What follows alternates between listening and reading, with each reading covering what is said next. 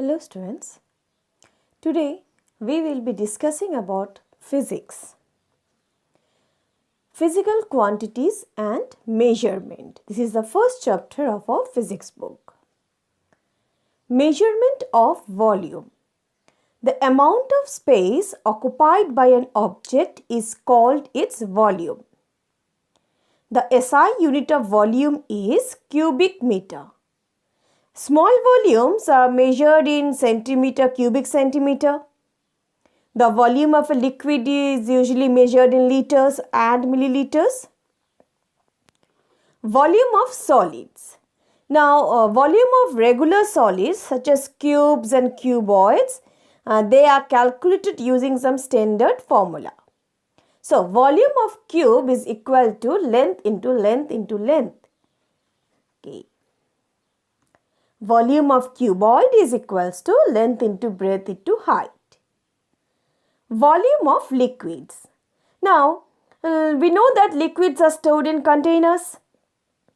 The volume of a liquid can be stored in a container is called its capacity. And the volume of liquid can be measured using measuring containers.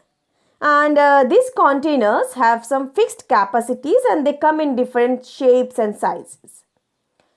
In laboratory, measuring cylinders are used to measure the volume of liquid. Now, a measuring cylinder is a cylindrical glass or plastic jar with markings, and that markings are called as graduations, and they comes in different capacities ranging from 10 milliliter to 1000 milliliter. So, in laboratory, measuring cylinders are used. After a liquid has been poured into a measuring cylinder, a curve can be seen on the surface of a liquid, and that curve is called as meniscus. For example, the second figure, you can see the curve here and the result will be 38.5, and that curve is called as meniscus. It can be concave or convex. Measurement of area. The amount of surface covered by a closed shape is called its area. I repeat, the amount of surface covered by a closed shape is called its area, and the SI unit of area is square meter. Now, area of some regular shapes like square, rectangle, they comes under regular shapes, and they can be measured, the area can be measured by using formulas.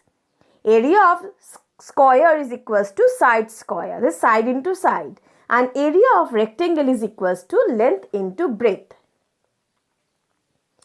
Area of irregular solids. Now, irregular solids shapes such as a palm of your hand, a leaf, they do not have any fixed dimensions. So, we do not have any standard formula to measure the area. Now, a convenient way to find the approximate area of an irregular shape is to use a square centimeter grid. And a square centimeter grid is made up of squares of side 1 centimeter. So, a graph paper is the most common used form of a square centimeter grid. So, to find the area of irregular shapes, we will be using a graph paper. Now, here is one experiment regarding this. The question is to measure the approximate area of an irregular shape, such say a leaf, using a square centimeter grid. So, for that what we will do? We will place the leaf on the graph paper and will trace the outline with a pencil. Now, count the number of the complete squares and incomplete squares. Multiply the number of full squares, that is complete squares, by 1 square centimeter and incomplete squares by half square centimeter, and then we will add them.